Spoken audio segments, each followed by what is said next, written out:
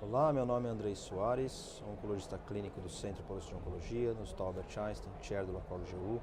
Estamos aqui em Munique, na ESMO 2018. Estou recebendo hoje meu amigo Adriano Silva. Adriano Silva é um amigo pessoal, é oncologista clínico do ITCR, ICTR, desculpa, Adriano, e também participa com a gente no LACOG-GU. Adriano, hoje a gente teve a sessão de próstata, né? Alguns estudos que foram atualizados, tudo. Conta aí mais ou menos o que a gente viu de estudo nessa sessão, o que pode mudar a nossa prática ou não? Acho que foram 3 estudos bastante interessantes. O primeiro deles, que é a atualização do GETUG-12, né? Então, o GETUG-12 é aquele estudo que avaliou a quimioterapia no paciente com câncer de próstata localizado, com a doença de alto risco. Tivemos também o segundo estudo, que foi a avaliação... A combinação, na verdade, foi a avaliação de cabazitaxel versus avaliação de cabazitaxel, novo agente hormonal, né? Novo agente hormonal, que acho que é um estudo bastante interessante. E o terceiro estudo é o estudo ERA 223, que era bastante esperado por causa do press release, da toxicidade da combinação do rádio 223 com a biraterona, e que mostrou alguns pontos que eu acho que a gente tem que pensar na prescrição dessas medicações, na sequência e no futuro dos nossos pacientes. Se a gente começar a doença localizada de alto risco, GETUG-12. Então, GETUG-12, se a gente revisitar o estudo, é um estudo em paciente com doença localizada de alto risco, ou linfonodo positivo, que também entra como alto risco. Esses pacientes, eles recebiam ADT por 3 anos, com tratamento local, e um dos grupos recebia docetaxel por 4 ciclos, de uma maneira até neoadjuvante. Colocando que 87% desses pacientes, na verdade, fizeram radioterapia como tratamento de doença local, a minoria fez como prostatectomia. Esses dados já existiam, né? Já foram publicados com um segmento de quase 9 anos, mostrando que para recidiva livre, para tempo de recidiva de doença, foi muito melhor fazer quimioterapia. E o que ele mostrou para a gente aqui, na verdade, foram alguns outros dados em relação à recidiva, avaliando se é local, sistêmico, né? Então, o que esse estudo mostrou de interessante é um estudo antigo, né? Então, ele avaliou docetaxel junto com extramustina, usou só 4 ciclos, que hoje em dia a gente, pelo menos no Stampede, no chart, a gente usa 6 ciclos, então foram menos ciclos de quimioterapia. E o que esse estudo pelo menos nos atualizou, eles fizeram uma sequência muito interessante de análise de endpoints e de desfechos, que foi não só a sobrevida livre de recidiva, mas a sobrevida livre de recidiva clínica, né, que seria qualquer recidiva, não apenas PSA, então uma recidiva por imagem, e também a recidiva livre de metástase. Então essas foram as 2 atualizações, mostrando que a recidiva livre, a sobrevida livre de recidiva clínica foi mais benéfica com o docetaxel, e a recidiva livre de metástase não foi estatisticamente significativa para o uso do docetaxel, mostrando que assim, a gente não só previne a doença sistêmica com o uso de um tratamento sistêmico, mas a gente também reduz a recidiva local desses pacientes. Então, isso que eu acho que é interessante no estudo, que traz um estudo antigo, então são 12 anos, um estudo que foi desenhado na década de 80, 90, mas é um estudo que ainda traz algumas novidades de como a gente vê esses pacientes. O que é uma pena e parece que junta com diversos outros estudos é que realmente sobrevida global, apesar de ter pouco evento, não foi positivo. E o que a gente sabe que é uma prerrogativa de sobrevida global, que é a sobrevida de metástase, né, como já foi mostrado eventualmente poderia ser, e também não foi positivo. Então, se a gente trouxer para a prática clínica o GETUG-12, vai mudar a prática chegando no Brasil? Provavelmente não. Eu acho que esse estudo nos traz também algumas informações sobre o prognóstico, sobre qual doença é realmente mais agressiva, menos agressiva, mas eu acho que na prática, chegando lá na quarta-feira no consultório, não acredito que vá mudar muito o que a gente faz. Talvez como a gente pensa, mas não como a gente faz.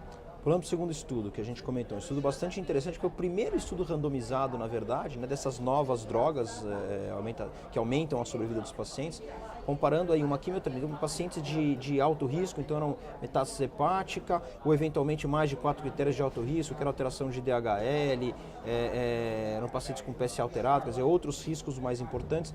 E esses pacientes eles foram randomizados para receber cabazitaxel ou um novo agente hormonal, tipo enzalutamida, biraterona, e na progressão era o inverso, né? Um estudo de fase 2, e o que trouxe de informação para a gente esse estudo? Eu acho que esse estudo ele é muito interessante, é um estudo que eu acho que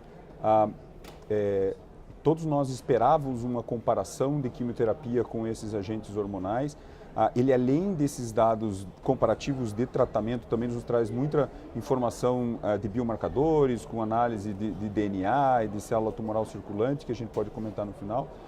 Mas é um estudo que tem alguns problemas, né? Tem alguns pontos fracos. Primeiro que é um estudo fase 2 com um número muito pequeno de pacientes, são 40, 50 pacientes em cada braço. Tem um problema que eles usaram esses critérios de alto risco, mas dentro desses critérios, pelo menos metade dos pacientes tinham um Gleason 7, que talvez não são pacientes de alto risco, mas sim entraram pela presença de outros critérios.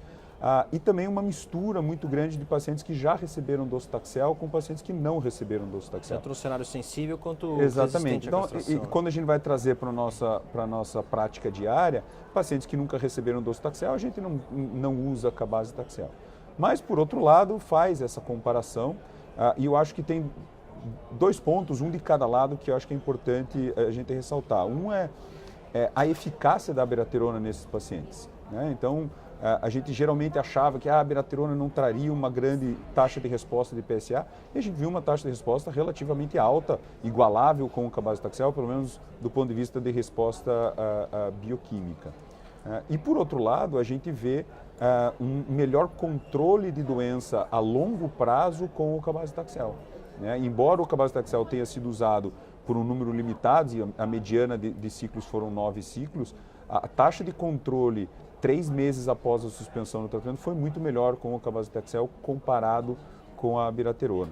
E foi a única análise estatisticamente significativa ali nesse estudo.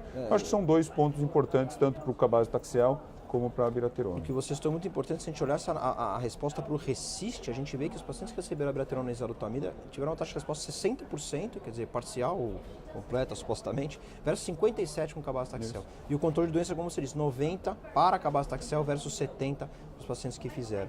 Então, realmente, parece que o controle melhor, né? Sobrevida global, acho que não teve muita mudança. Não teve muita mudança. A curva até parece mais bonita, ela parece, né? Mais bonita pro cabazitaxel, mas um número muito pequeno de pacientes. Aparece, assim, quando a gente olha, a gente vê o cabazitaxel talvez um pouquinho à frente, mas eu acho que com um número muito pequeno de pacientes é difícil a gente tomar uma decisão. O que eu saio para quarta-feira nesses pacientes é lembrar de quimioterapia, né? Eu acho que para os pacientes que são fit para quimioterapia, a gente tem que lembrar de usar quimioterapia para esses pacientes, porque eles têm um controle de doença muito bom e prolongado. E às vezes a gente deixa de usar a quimioterapia nesses pacientes, insistindo em linhas anti-hormonais e esquecendo um pouco da quimio. Então acho que a gente tem que lembrar também da quimioterapia. Esses pacientes merecem ser tratados com quimioterapia também. Eu acho que esse comentário é muito importante porque na discussão foi mostrado, inclusive, muito interessante a maneira dos pacientes que progridem direto com progressão clínica, né? Então 39% dos pacientes progridem direto clinicamente, são pacientes muito ruins que provavelmente não recebem quimioterapia depois. Então mostraram vários estudos retrospectivos, mostrando que eventualmente retrospectivos cheios de viés, mas que talvez o paciente receba quimio e depois algum agente hormonal, parece que vai melhor. Então acho que a grande lição é essa, chegar lá é não esquecer a quimioterapia que deve fazer parte do arsenal. Esse estudo retrospectivo que está em PRESS, né, que foi publicado e que lembra um pouco desse sequenciamento, eu acho que corrobora com o que a gente mais ou menos imagina. Talvez o importante não seja a sequência, mas sim a exposição a todas essas drogas.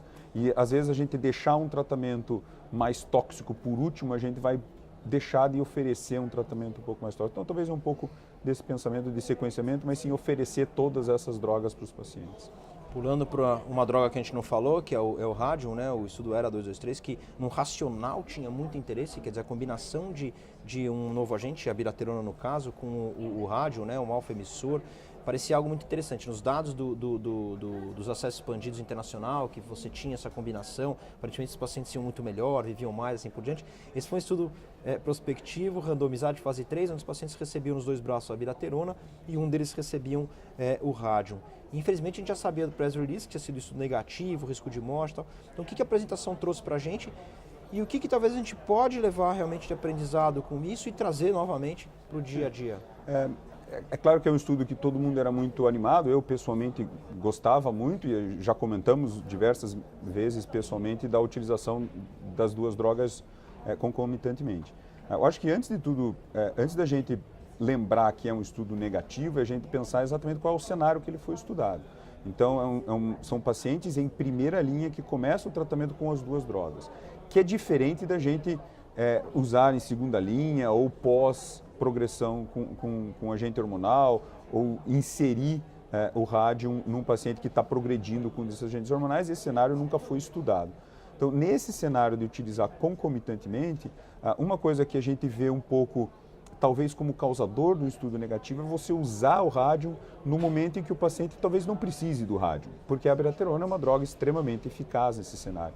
Então, a gente encaixar uma droga num momento, ou seja, naqueles primeiros 4 meses em que os pacientes geralmente respondem bem à abiraterona, talvez não seja o timing. Inclusive nos eventos esqueléticos, exatamente, né? que é o momento onde o paciente não tem os eventos esqueléticos. Esses eventos esqueléticos, de uma forma mediana, acontecem 1, 2 anos depois do início do tratamento. Então, talvez esse timing é que foi o erro no desenho do estudo. Outra coisa que eu acho que vale a pena salientar é que existiram fraturas nos 2 grupos, né? Não só no grupo, claro, existiu um pouco mais, como a gente viu nos dados, nos pacientes que receberam o Xofigo, e esse é o grande problema, mas também existiram fraturas nos 2 grupos.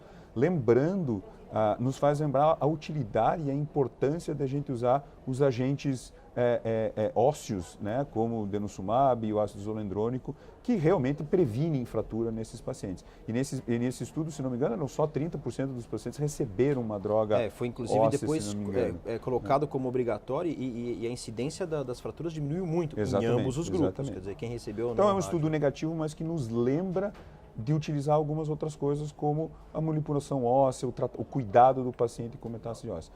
Então, ele tira essa linha, essa primeira linha do rádio, que era um cenário onde a gente tinha um pouco de ano, mas eu acho que não tira o rádio de linhas subsequentes, que é onde ele está aprovado no Brasil. Eu acho que não vai mudar o que a gente faz no Brasil. A gente vai continuar usando o rádio quando o paciente necessita, mas não concomitantemente em primeira linha. Eu estou muito curioso, não sei o que você acha, de um estudo de paciente que falha com agente hormonal, seja abiraterona e enzalutamida, e falha na doença óssea, de você inserir o rádio nesse cenário. Esse é um estudo que eu teria um pouco de curiosidade de saber. Eu não sei se tem algum planejamento. Dos 2 lados, quer dizer, seria interessante o paciente que falha no osso e você insere e o inverso, quer dizer, o paciente que vem muito bem com a doença controlada, a doença osso controlada, a fosfatase caiu, o paciente está ótimo, mas eventualmente ele progrediu de uma maneira sistêmica. Quer dizer, então vamos completar as 6 doses preconizadas, que a gente já sabe que aumento de dose e aumento de número de vezes também não foi positivo. E quer dizer, introduzir alguma medicação como essa no meio seria muito interessante esse desenho. Adriano, obrigado. Acho que a gente trouxe bastante informação aí para o dia a dia. Fique ligado nos próximos vídeos com os novos estudos. Obrigado.